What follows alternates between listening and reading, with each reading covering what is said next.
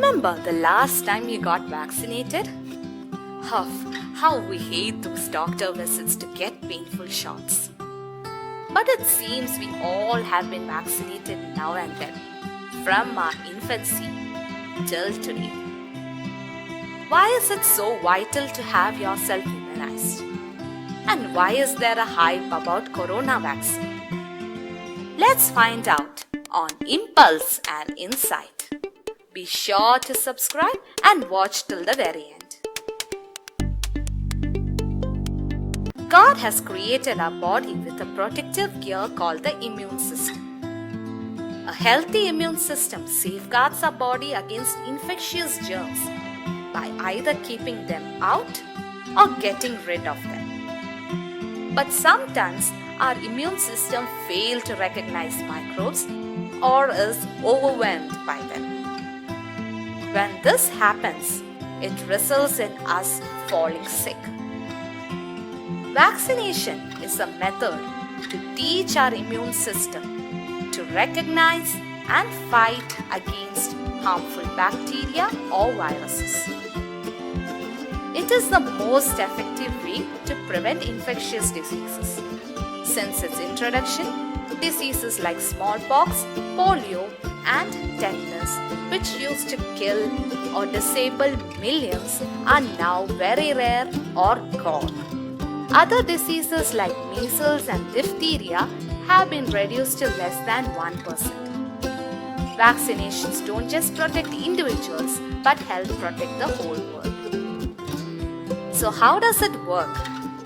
Immunizations work by boosting the immune system's ability to fight certain infections by training them to recognize and fight germs, so that when exposed to certain diseases, vaccines protect you.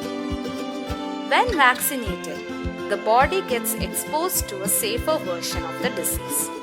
The immune system responds to it by making antibodies to fight them. They also produce memory cells which record and remember these germs, so that the response will be stronger and faster in the future. Developing a vaccine in general takes many years, passing through trials, meeting safety standards, and getting approved before being released. The fastest release of an approved vaccine till date is the mumps vaccine, which took close to 4 years. Vaccines are developed in stages. Number 1. Exploratory stage. This stage involves basic laboratory research and understanding the structure of the bug involved and creating a vaccine naturally or synthetically. Number 2. Preclinical stage. Preclinical studies are done using tissue cultures and animal models like rats, monkeys, hamsters, etc. to ensure that vaccines are safe and can produce the desired immune response. It is now ready to be tested in humans, which occur in 4 phases of clinical trials. In phase 1 vaccine trials, vaccines are tested on a small group of volunteers, usually between 10 to 40 subjects. This is done to assess safety and to determine the appropriate dose for immune response. In phase 2 vaccine trials, a larger group of more than hundreds of healthy individuals participate. This is to check whether the vaccine gives a consistent immune response and watch for any side effects. Phase 3 vaccine trials. Here, a much larger group of more than thousands are involved.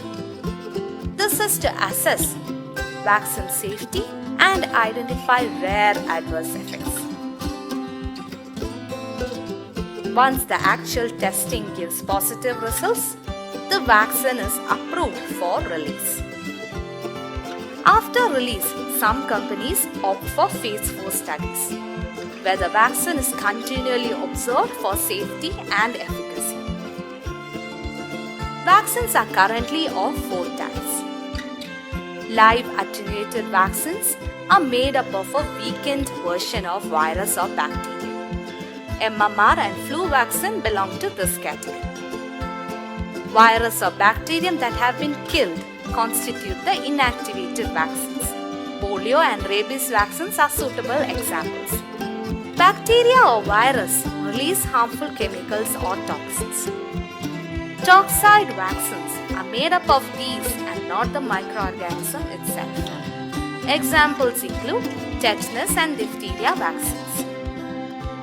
Some vaccines are made from a small part of virus or bacteria. These are called subunit vaccines. Hepatitis and HPV vaccine belong to this category.